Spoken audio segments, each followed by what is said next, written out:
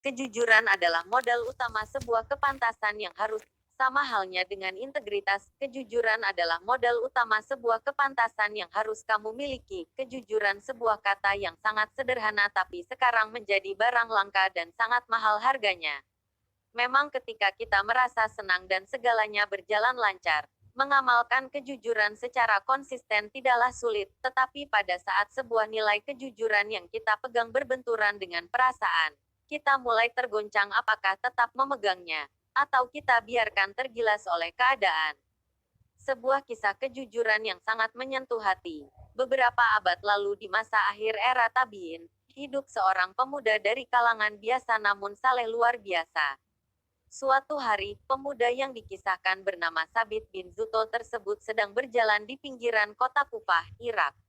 Terdapat sungai yang jernih dan menyejukkan di sana. Tiba-tiba, sebuah apel segar tampak hanyut di sungai itu. Dalam kondisi yang lapar, Sabit pun memungut apel tersebut. Rezeki yang datang tiba-tiba, sebuah apel datang tanpa diduga di saat yang tepat. Tanpa pikir panjang, ia pun memakannya, mengisi perutnya yang keroncongan. Baru segigit menikmati apel merah nan manis itu, Sabit tersentak. Milik siapa apel ini? Bisiknya dalam hati. Meski menemukannya di jalanan, Sabit merasa bersalah memakan apel tanpa izin empunya. Bagaimanapun juga pikir Sabit, buah apel dihasilkan sebuah pohon yang ditanam seseorang. Bagaimana bisa aku memakan sesuatu yang bukan milikku? Kata Sabit menyesal. Ia pun kemudian menyusuri sungai. Dari manakah aliran air membawa apel segar itu? Sabit berpikir akan bertemu dengan pemilik buah dan meminta kerelaannya atas apel yang sudah digigitnya itu. Cukup jauh Sabit menyusuri aliran sungai hingga ia melihat sebuah kebun apel. Beberapa pohon apel tumbuh subur di samping sungai. Rantingnya menjalar dekat sungai. Tak mengherankan jika buahnya sering kali jatuh ke sungai dan hanyut terbawa arus air. Sabit pun segera mencari pemilik kebun. Ia mendapati seseorang tengah menjaga kebun apel tersebut. Sabit menghampirinya seraya berkata, "Wahai hamba Allah, apakah apel ini berjenis sama dengan apel di kebun ini? Saya sudah menggigit apel ini, apa kau memaafkan saya?" Kata Sabit sembari menunjukkan apel yang telah dimakan segigit itu. Namun, penjaga kebun itu menjawab, "Saya bukan pemilik kebun apel ini. Bagaimana saya dapat memaafkanmu, sementara saya bukan pemiliknya? Pemilik kebunlah yang berhak memaafkanmu." Lalu, penjaga kebun itu pun berkata, "Rumahnya, pemilik kebun apel, cukup jauh, sekitar 5 mil dari sini."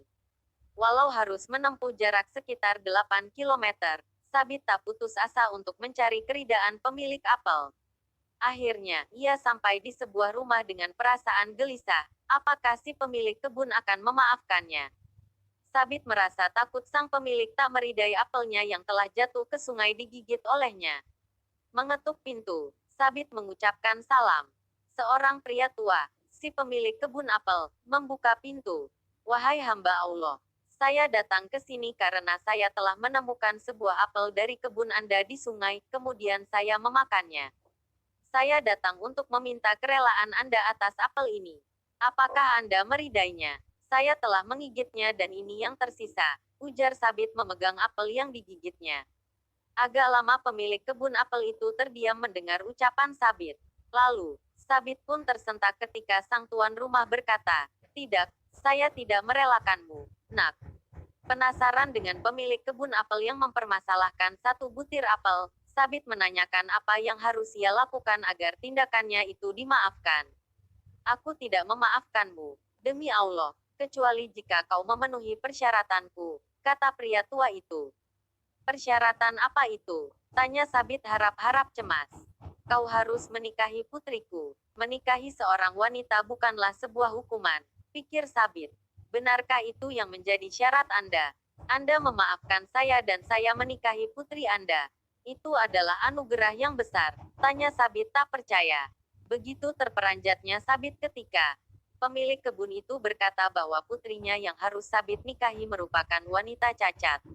"Putriku itu buta, tuli, bisu, dan lumpuh. Tak mampu berjalan, apalagi berdiri. Kalau kau menerimanya maka saya akan memaafkanmu, Nak," kata pria tua. Syarat yang mungkin sulit masuk di akal, hukuman yang harus ditanggung Sabit hanya karena menggigit sebutir apel yang temukan di sungai. Namun, hal yang lebih mengejutkan, Sabit menerima syarat tersebut karena merasa tak memiliki pilihan lain. Sementara, ia tak ingin berdosa mengambil hak yang bukan miliknya. Sabit, seorang pemuda tampan, harus menikahi wanita cacat hanya karena menemukan sebuah apel. Datanglah pada Isya untuk berjumpa dengan istrimu, kata pemilik kebun. Malam hari usai salat Isya, Sabit pun menemui calon istrinya yang cacat. Ia masuk ke kamar pengantin wanita dengan langkah yang berat. Hatinya dipenuhi pergolakan luar biasa. Namun pemuda gagah itu tetap bertekad memenuhi syarat sang pemilik apel. Sabit pun mengucapkan salam seraya masuk ke kamar istrinya. Betapa terkejutnya Sabit ketika mendengar jawaban salam dari wanita yang suaranya lembut nan merdu. Tak hanya itu, wanita itu mampu berdiri dan menghampiri Sabit. Begitu cantik paras si wanita, tanpa cacat apapun di anggota tubuhnya yang lengkap. Sabit kebingungan, ia berpikir salah memasuki kamar dan salah menemui wanita yang seharusnya merupakan istrinya yang buta, tuli, bisu, dan lumpuh. Tak percaya, Sabit pun mempertanyakan si gadis bak bidadari tersebut. Namun, Sabit tidak salah, ialah putri pemilik kebun apel yang dinikahkan dengannya. Apa yang dikatakan ayah tentang aku? Tanya si gadis mendapati suaminya mempertanyakan dirinya seolah tak percaya. Ayahmu berkata kau adalah seorang gadis buta, kata Sabit. Demi Allah, ayahku berkata jujur. Aku buta karena aku tidak pernah melihat sesuatu yang dimurkai Allah. Jawab si gadis membuat Sabit kagum. Ayahmu juga berkata bahwa kau bisu, ujar Sabit masih dalam nada heran.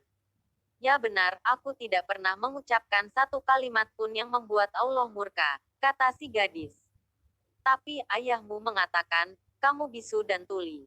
Ayahku benar, demi Allah. Aku tidak pernah mendengar satu kalimat pun, kecuali di dalamnya terdapat ridha Allah. Tapi ayahmu juga bilang bahwa kau lumpuh.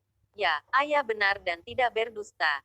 Aku tidak pernah melangkahkan kakiku ke tempat yang Allah murkai, ujar si gadis yang membuat Sabit begitu terpesona. Sabit memandangi istrinya yang cantik jelita itu. Ia pun mengucapkan syukur. Sang pemilik kebun kagum dengan sifat kehati-hatian Sabit dalam memakan sesuatu hingga jelas kehalalannya. Melihat kegigihan dan kesalehan Sabit, ia pun berkeinginan menjadikannya menantu, menikahkannya dengan putrinya yang salehah. Dari pernikahan tersebut, lahir seorang ulama soli, mujadid yang sangat terkenal, yakni Numan bin Sabit atau yang lebih dikenal dengan nama Al-Imam Abu Hanifah. Bersama istrinya yang salehah, Sabit mendidik putranya menjadi salah satu imam besar dari 4 mazhab. Kisah pemuda yang bukan lain adalah ayah dari Imam Abu Hanifah tersebut terdapat dalam kitab terkenal Al-Aghani karya Abu Al-Faraj Al-Isbahani. Subhanallah. Begitu manisnya buah kejujuran itu. Ini pula syarat utama yang seharusnya dimiliki pengusaha. Tanpa modal uang pun berbekal kejujuran saja saya yakin bisa membuat kamu sukses baik di dunia maupun di akhirat. Dengan demikian kita akan menghindari kecurangan-kecurangan yang akan mengsengsarakan kita sendiri. Marak sekali di dunia online shop dengan penipuan. Itu karena mereka tidak mengerti akan kejujuran sebagai syarat kesuksesan. Percayalah bila terbesit dalam pikiran kamu untuk meraih keuntungan dengan cara yang curang maka sebenarnya keuntungan yang kamu dapatkan tidak dapat kamu nikmati. Sejujurnya saya pernah melakukan beberapa kecurangan hingga akhirnya saya sadar bahwa uang hasil kecurangan memanglah besar dan mudah didapat, tapi dari uang tersebut malah saya tidak dapat tidur nyenyak terhantui oleh perasaan bersalah yang mendalam. Bukankah yang saya inginkan adalah kesuksesan yang dapat membahagiakan? Lah ini kok malah sebaliknya. Bukan hanya saya terhantui sehingga tidak dapat tidur dengan nyenyak, uang yang saya hasilkan pun terasa mudah pergi entah saya belanjakan apa. Tidak ada yang tersisa menjadi sebuah aset. Saya cenderung konsumtif dan bahkan menerima kesialan-kesialan.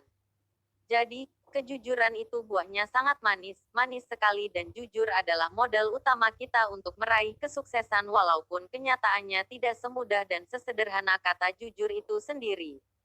Sebaliknya apabila kamu memulai satu kebohongan maka akan ada kebohongan-kebohongan lain untuk menutupi kebohongan sebelumnya. Rasanya sungguh tidak enak kawan.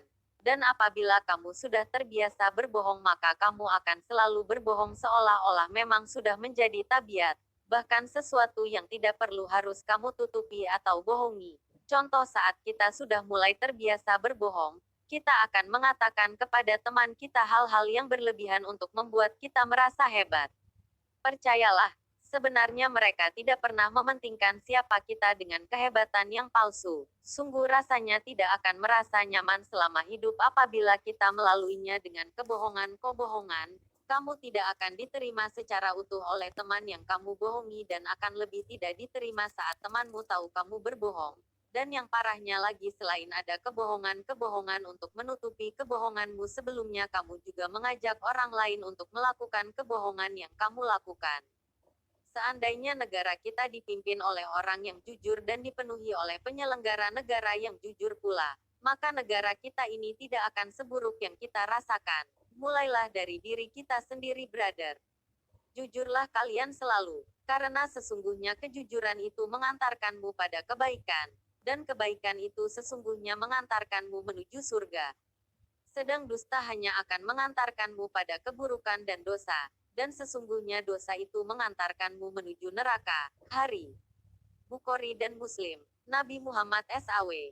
Hai orang-orang yang beriman, bertakwalah kepada Allah, dan hendaklah kamu bersama orang-orang yang benar, jujur. Al-Quran Surah At-Taubah ayat 119.